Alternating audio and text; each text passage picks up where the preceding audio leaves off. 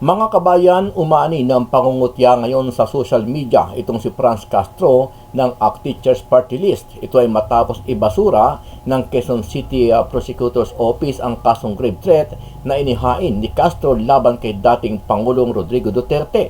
Base sa resolusyon na inilabas itong Enero 9 ng Quezon City Prosecutor's Office, hindi sapat ang mga ebidensya para sampahan ng kasong grave threats ang dating Pangulo. Hindi rin nakita ng piskalya na seryoso o may pagbabanta sa pahayag ni dating Pangulong Duterte sa isang panayam sa kanyang programa sa SMNI.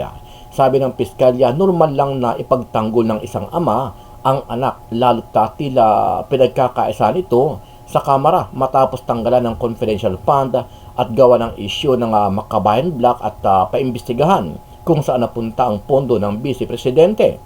Matatandaan na naghain si Castro ng kaso laban kay dating Pangulong Duterte at sinabi niya na pinagbabantaan daw siya ng dating Pangulo.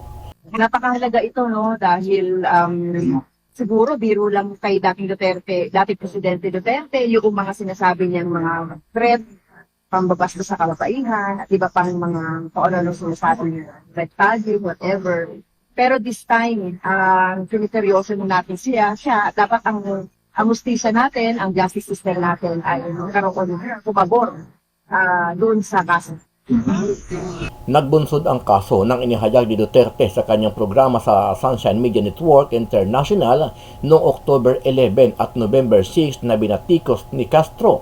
Laman ng batikos ng dating Pangulo sa programa nito si Castro dahil sa pagpunah ng mambabata sa confidential fund at intelligence fund ni Vice President Sara Duterte. Samantala, umano rin ng batiko sa ating mga kababayan ang ginawang pagsasampa ng kaso ng kapulisan dito naman kay Retired General Macanas. Ayon sa ilang grupo, normal lang na magkomento ang mga netizen kaugnay sa mga nakikita at naobserbahan nila na mga nagaganap sa isyu ng ating bansa. Huwag sana po natin gamitin to suppress press freedom. Bago tayo magsalita, bago tayo magsampa ng kaso, pag-aralan mo muna kung ano ba yung basihan ng kaso mo. The best evidence is where it all started. Dapat nang imbestigahan nyo muna kayo. The root cause. The root cause of the story. Hindi yung lahat na ngayon na who are expressing their press freedom, who are expressing their dismay in the government, tatakutin nyo ngayon. Ano ang masasabi mo dito, kabayan? Sama-sama nating panuorin ang buong video at pakicomment nyo po ang inyong mga reaksyon at sariling opinyon. Pero bago yan, muli po ako nag-iimbita sa mga hindi pa po nakasubscribe sa ating channel na Kabayan News PH, pakipindot po ang subscribe button at pakiclick na rin ang notification bell para lagi kayong updated sa mga bagong upload natin na legit at napapanahong balita. Maraming pong salamat. Pinawalang bisa ng Quezon City Prosecutor's Office ang reklamong grave threats ni ACT Teachers Party List Representative Franz Castro laban kay dating Pangulong Rodrigo Duterte. Sa 14 na pahinang resolusyon ng piskal, sinabi nitong walang sapat na ebidensya upang kasuhan ng dating Pangulo sa nasabing krimen. Ang sinabing pagbabantaan niya ay nangyari sa kasagsagan ng confidential fund at napabalitang impeachment laban sa anak ng dating Pangulo na si Vice President Sara Duterte. Kaya bilang ama ay natural lamang na madismaya at depensahan ang kanyang anak laban sa political attacks. Dagdag pa ng piskal, hindi pangkaraniwan na ang pagbabanta o death threats ay gagawin sa publiko. Wala pang reaksyon dito si Representative Franz Castro. Napakahalaga ito, no, dahil siguro biro lang kay dating Duterte, dating Presidente Duterte, yung mga sinasabi niyang mga threat, pambabasta sa kalapaihan, at iba pang mga kung ano sinasabi niya, red tagging, whatever. Pero this time, siniseryoso natin siya, dapat ang hustisya natin, ang justice system natin ay karoon pumabor doon sa kaso. Samantala, bahagyang nagkainitan naman ng mga taga-suporta ni Duterte at Representative Castro sa labas ng Quezon City Prosecutor's Office. Kanya-kanyang patutsadahan ng dalawang panig, bit-bit ang kanilang placards. Visible naman ang presensya ng mga kapulisan sa lugar upang matiyak ang kapayapaan sa paligid ng korte. Ibinasura na po ng Quezon City Prosecutor's Office ang grave threat case na isinampa ni Franz Castro laban kay dating Pangulong Rodrigo Duterte. Ito po, Department of Justice of Office of the Prosecutor, Representative Franz L. Castro, complainant, Rodrigo Roa Duterte, respondent, NPS dog grave threats under Article 282 of the RPC in relation to Section 6 of RA number 10175. Ito po ang wala pa pong detalye, no? Kasi breaking news po to, ang kinunan lang po ng SMNI, ito pong pinakahuli. Wherefore, premises considered the above captioned complaint is recommended dismiss for want of sufficient evidence. Sa madaling January 9, 2024. O January 9 pa lang po, January 9 po pinirmahan pero ngayon lang po nilabas. No? So dahil po wala pong for want of sufficient evidence, ang ibig po sabihin wala pong nakitang matibay na ebidensya, no? Ang prosecutor's office, therefore dinismiss po nila. So hindi po ito po ay hindi po aabante bilang kaso, no? So ito po prosecutors pa lang po, tinignan nila yung sinasabing ebidensya nito ni Franz Castro na karamihan po ay drama lamang at hindi po wala pong no evidence na magpapatunay o wala pong sufficient o wala pong matibay na ebidensya na mayroon nga pong naganap na grave threat o pananakot sa parte po ni Pangulong Duterte dito po kay Franz Castro. So mabuhay po tayong lahat. Congratulations po kay Pangulong Duterte. Congratulations po sa kanyang team. Ang alam ko po yung kanyang mga abogado, yung sa pamumuno po ng law office ni dating Executive Secretary Medialdea. Congratulations po sa atin lahat na naniwala kay Pangulong Duterte. Kaso pa mo. Kaso pa kayo. Sige, wala pong problema yan dahil alam nyo naman si Tatay Digong. Ayan mga kapatid. Ito po ay totohanan po to. Huwag na po kayong paratang ng paratang. Hindi na po si Pangulong Duterte, wala na po siyang immunity. Kaya lahat po ng kaso haharapin po, hinarap naman po. Di po ba? Hindi lang nga si Pangulong Duterte ang humarap. Lahat po ng mga supporters, naroon po kami mismo, no? Kasama kami na humaharap sa kakaso nyo kay Pangulong Duterte. But alam mo, nagiging controversial ngayon. At itong mga sip-sip na mga opisyal, especially itong PNP chief na sumakay din sa issue,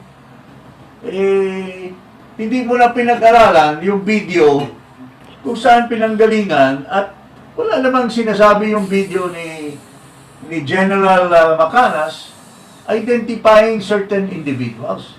Gusto lang sumipsip at gusto lang sumakay ito si Acorda at tinitreten ngayon ang mga vloggers.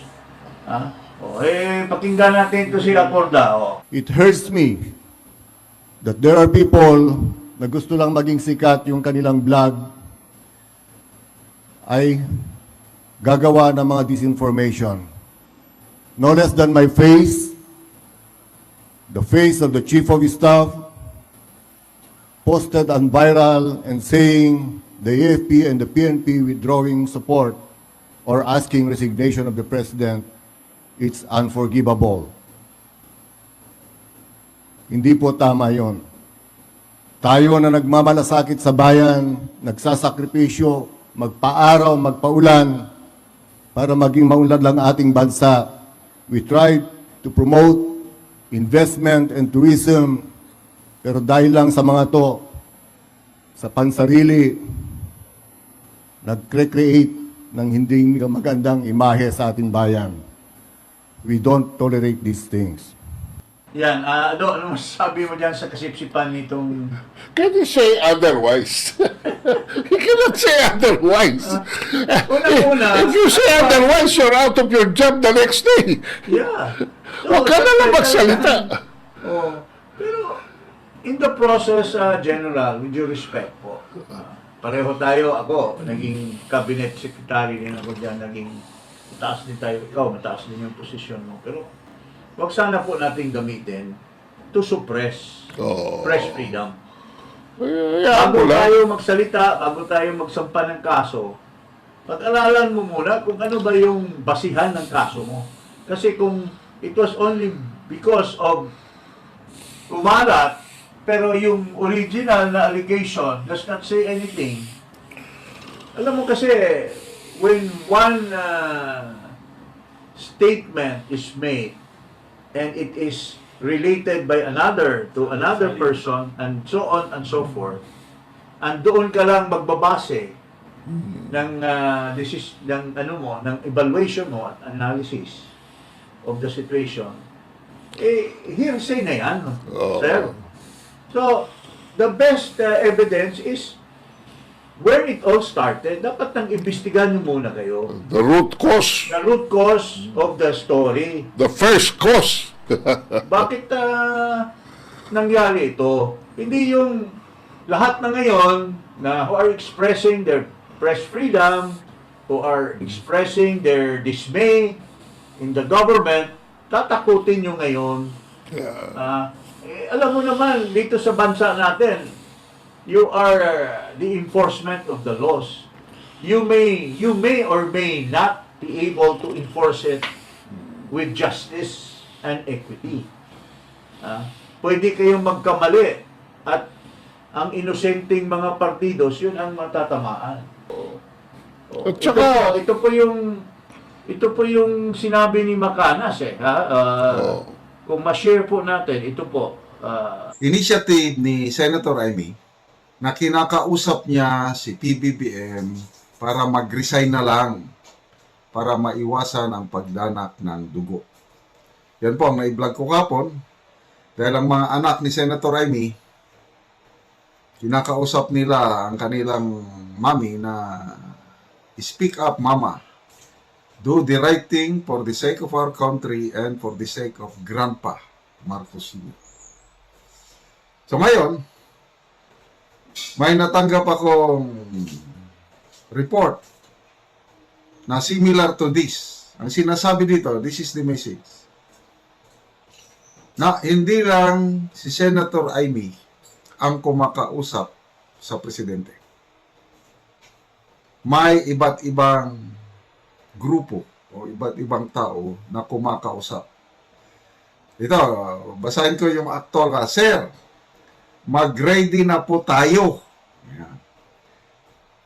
Kung hindi siya mag-step down ng kusa o voluntaryo, gulo po ang mangyayari. Kinakausap na po siya o kinakausap na po sila, matigas lang si Smarts. Yan po, yung actual text. Mayroon pang dagdag pala, short ano lang.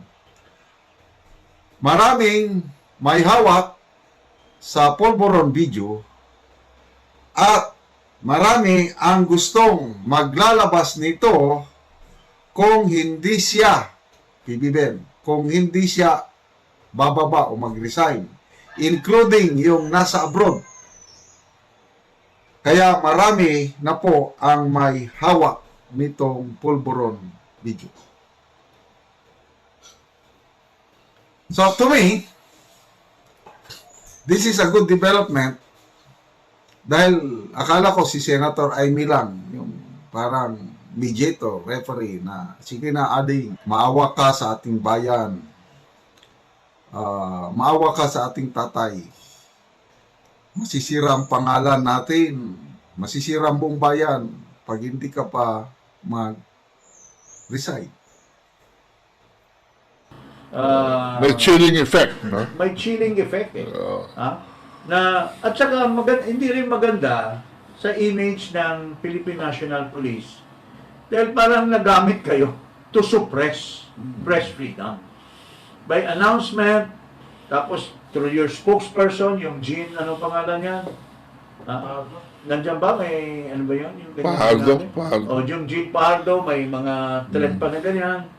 that will create havoc within the community of vloggers.